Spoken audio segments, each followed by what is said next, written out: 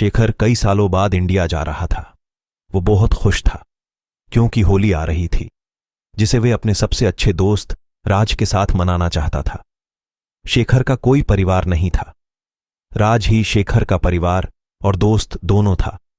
शेखर राज से हॉस्टल में मिला था और उन दोनों की दोस्ती काफी गहरी हो गई थी, पर ना जाने क्यों पिछले 1-1.5 साल से राज शेखर के कॉल और मैसेज का जवाब नहीं दे रहा था।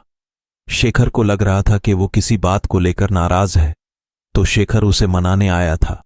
शेखर उस कंपनी में जहां राज काम करता था वहां जाता है, पर वहां जाकर उसे पता चलता है कि राज पिछली होली की छुट्टियों में अपने गांव गया था और फिर वहां से वापस ही नहीं आया और ना कोई कॉल या मैसेज आया। शेखर ये सुनकर चौंक जाता है और अब उसे राज की चिंता होने लगती है और वो अगले दिन ही राज के गांव के लिए निकल पड़ता है। पर वो गांव में जाकर वह हैरान हो जाता है।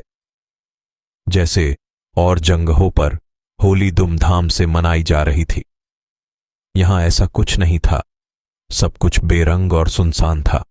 शेखर को ये सब बहुत अजीब लग रहा था। वो जैसे ही कुछ गांव वालों से राज के बारे में पूछता है तो उसे के पैरों तले की जमीन खिसक जाती है। उसे पता चलता है कि उसका सबसे अच्छा दोस्त अब इस दुनिया में नहीं था। उसे खुद को संभालने में कुछ समय लगता और वो हिम्मत करके राज के घर उसके माता पिता से मिलने जाता है।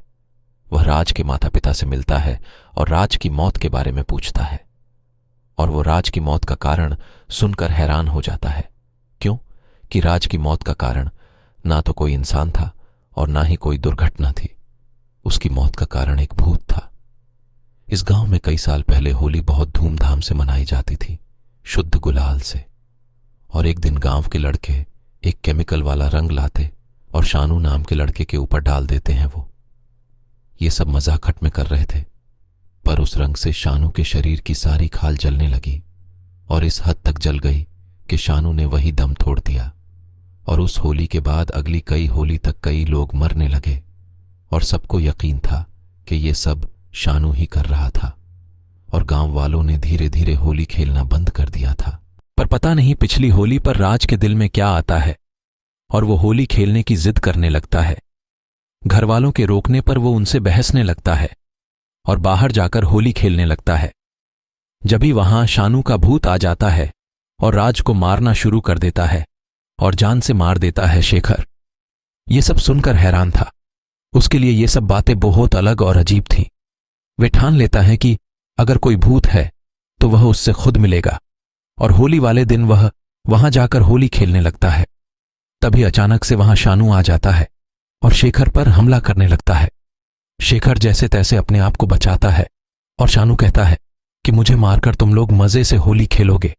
मैं ऐसा नहीं होने दूंगा, सबको मार दूंगा।